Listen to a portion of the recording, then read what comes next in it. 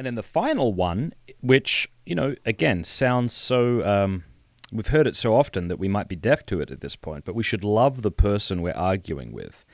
And the line that came to my mind from Pope Paul VI was, "Modern man listens more willingly to witnesses than to teachers. And if he does listen to teachers, it is because they are witnesses." What say you regarding that?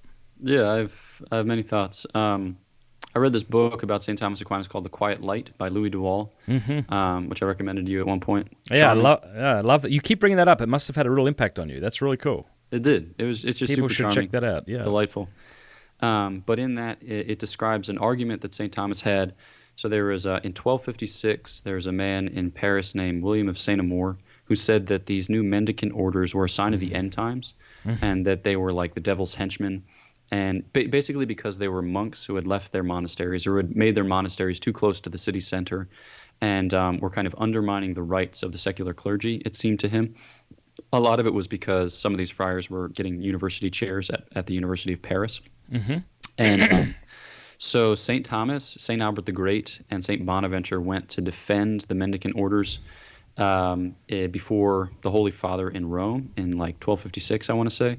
And I mean, the account is fictionalized, but the way that Louis Duval describes it is really beautiful. He talks about, Thomas and Albert being the 1-2 punch, and then St. Bonaventure coming up to kind of, hit power.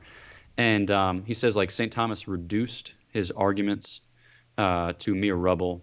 St. Albert the Great basically like burned them to a remnant of ash, and then St. Bonaventure sang away the remains.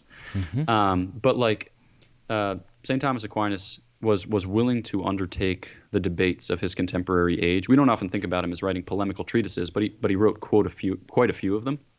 And the reason I think that he was able to do so, and the reason for which he was appealed to in doing so, was because of his great sanctity. So you put those texts alongside his Eucharistic hymns, and you realize, like, this is the same man. This is the same man, and he can be trusted to argue because he can be trusted with other hearts, like because he genuinely loves. There's another scene recounted in that book where St. Thomas is seated reading in his family's home. His sister comes up and asks him, like, how do you become a saint? And he says, desire it.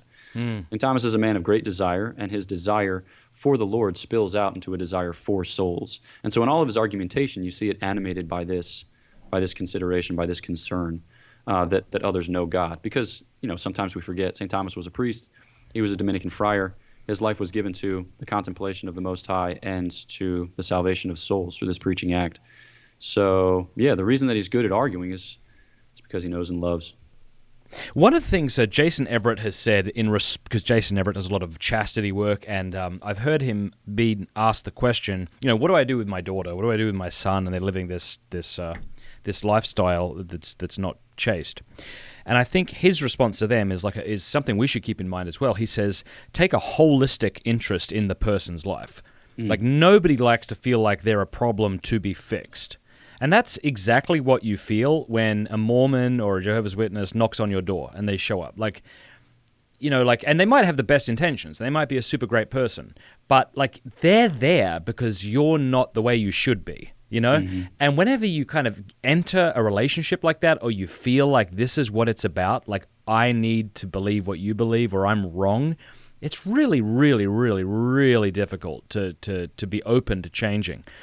So I think that's really good too. Like many people might be watching and they have a loved one or a family member who is, away from the faith. And I think that's a really good advice. Take a holistic interest in your daughter's life, in your son's life, in your brother's life, in your wife's life, whoever. What do they love? What Netflix shows are they watching? What are they doing next month? What are they afraid of? What are they looking forward to? If we don't know the answer to these questions, we're probably not being a good witness, We're not interested in them. I think that's just a really great point. Yeah, I think it's Joseph Pieper. One of my friends points this out with some frequency. Joseph Pieper has this passage, I think it's in Faith, Hope, and Love, where he's talking about charity.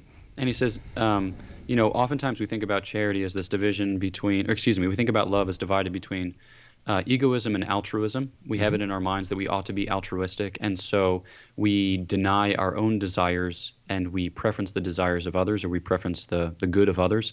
But he says, think about how that plays out practically. Like if you don't actually want to spend time with this person and you are spending time with them because you feel it your altruistic duty to do so, take that from the opposite vantage. Do you want to be like visited as a charity case, or do you want the other to delight in you? And I think this like just kind of issues pretty seamlessly from what you just described with taking a holistic interest in the person.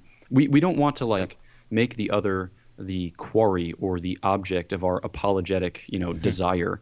We don't want to just basically objectivize them. Is that a word? Objectify them? Yeah, that's the word. Okay. Objectify them as if they were just a person to be converted. Yeah. Like we want to love them, genuinely love them, but that means discovering them as someone delightful. Like you said, taking a holistic interest, like what Netflix are they watching, what are they interested in?